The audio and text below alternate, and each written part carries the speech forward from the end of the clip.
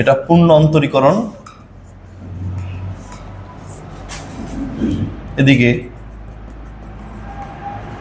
আংশিক অন্তরীকরণ। দেখো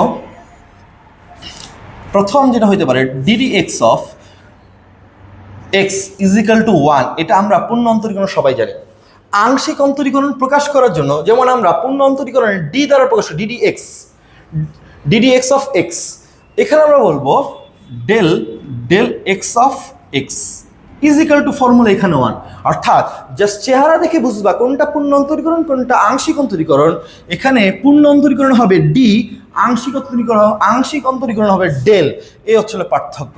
তো আমরা ফর্মুলা জানি, ধরো d d x of x square এর ফর্মুলা ছিল 2x, del del x of x square হবে সেখানেও 2x। আমি যদি বলি d d x of c is equal to 0, এই ফর্মুলা আমরা সবাই জানি, del del x of c is equal to 0। এখন পার্থক্যটা কোথায়? পার্থক্যটা আমাকে বুঝতে হবে। পার্থক্যটা আছে অবশ্যই। পার্থক্য হচ্ছিল যখন আমি একটা ফর্মুলা এখানে লিখি d d x of x y, এর ফর্মুলা কি বলতো? বা আমরা এই ফর্মুলা জানি ডিডি এক্স অফ ইউবির ফর্মুলা কি জানি, একবার এক্সকে বাইরে রাখবো দেন ওয়াইকে অন্তরীকরণ করব, প্লাস ওয়াইকে বাইরে রাখবো দেন এক্সকে অন্তরীকরণ করব, এই হচ্ছে ফর্মুলা দ্বারা। কিন্তু আংশিক অন্তরীকরণ যেটা বলে, আংশিক যেটা বলে সেটা কি বলে দেখো, del del x of x y, যখন এই কথা দাঁড়াবে তখন যেটা হবে, তখন একটু গুরুত্বপূর্ণ জিনিস দিয়ে রাখো, আংশিক অন্তরীকরণ কার সাপেক্ষে করতেছে? দেখো এক্স এর সাপেক্ষে।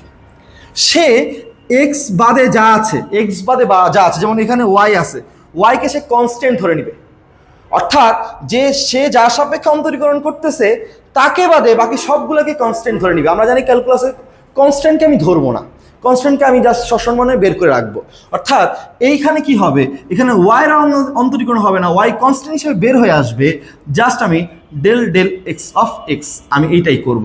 অর্থাৎ এখানে আমি একটু বলে রাখি, আংশিক অন্তরীকরণ যেটা, এই দুইটা চলক থাকার পরও যার সাপেক্ষে আমি করতেছি সেটা হবে চলক, বাকি সব হবে ধ্রুবক, বাকি সব হবে কি ধ্রুবক বা কনস্ট্যান্ট।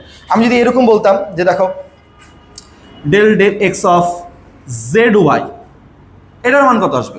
দেখো এখানে কার সাপেক্ষে অন্তরীকরণ করতেছি, একটু মনোযোগ দিই, কার সাপেক্ষে? এক্স এর সাপেক্ষে অন্তরীকরণ করতেছি। খেয়াল করো এই ফাংশনের মধ্যে কোনো এক্সই নাই, তাহলে জেড এবং ওয়াই আছে, জেড এবং ওয়াইকে আমরা কি করব? কনস্ট্যান্ট ধরে নিব।